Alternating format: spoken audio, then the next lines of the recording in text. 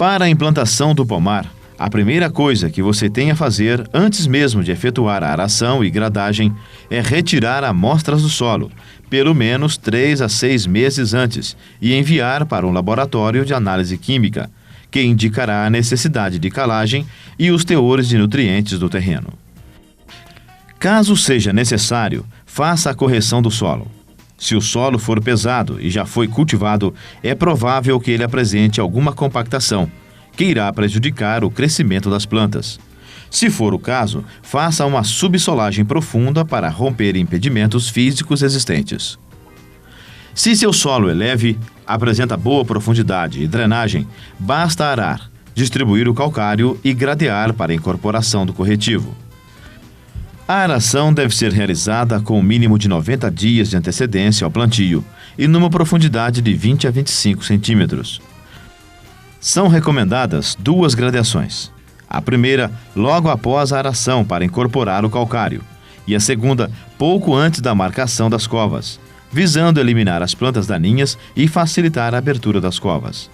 Nesta fase, você deve combater a formiga saúva. A marcação da área deve obedecer os espaçamentos recomendados. Na região Nordeste, em geral, adota-se para o Tahiti as distâncias de 7 por 6 metros ou 7 por 5 metros. Nas condições do estado de São Paulo, são empregados espaçamentos como 8 por 6, 8 por 5 e 7 por 5 metros, o que permite a iluminação e o arejamento na fase adulta do pomar. Em casos de plantios extensos, é conveniente dividir o pomar em talhões e quadras, utilizando carreadores, possibilitando o trânsito de caminhões e máquinas sem tocar nas árvores. O sistema de plantio deverá permitir, além do desenvolvimento normal da fruteira, os tratos culturais e a colheita. Os sistemas mais usados são o plantio em linhas retas e o plantio em nível. Se o terreno for plano, marque as covas em linhas retas.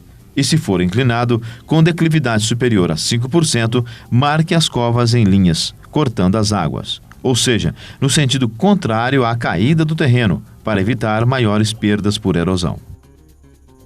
As covas podem ser feitas manual ou mecanicamente, devendo ter as dimensões entre 40 a 60 centímetros de profundidade e largura.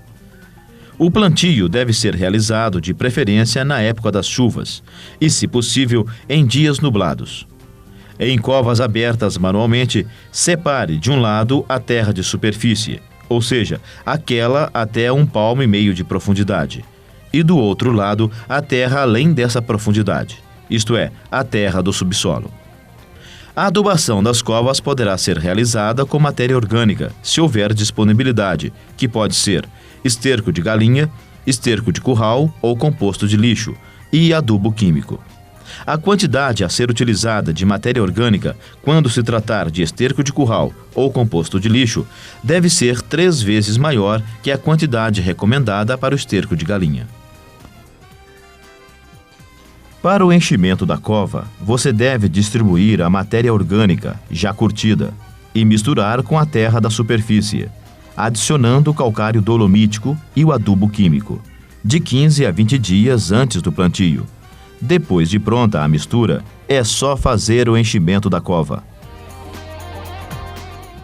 A muda deve ser ajustada na cova, de modo que o colo da planta fique ligeiramente acima do nível do solo. Esta prática é uma das principais medidas preventivas do controle da gomose. Observe que este limoeiro foi plantado erroneamente, enterrado 20 centímetros acima do torrão. Na maioria dos casos, a planta pode chegar a morrer. Portanto, plante sempre um pouco acima da altura do torrão. Após o plantio, faça uma bacia em torno da muda e proceda uma irrigação abundante, cobrindo o local com palha ou capim seco.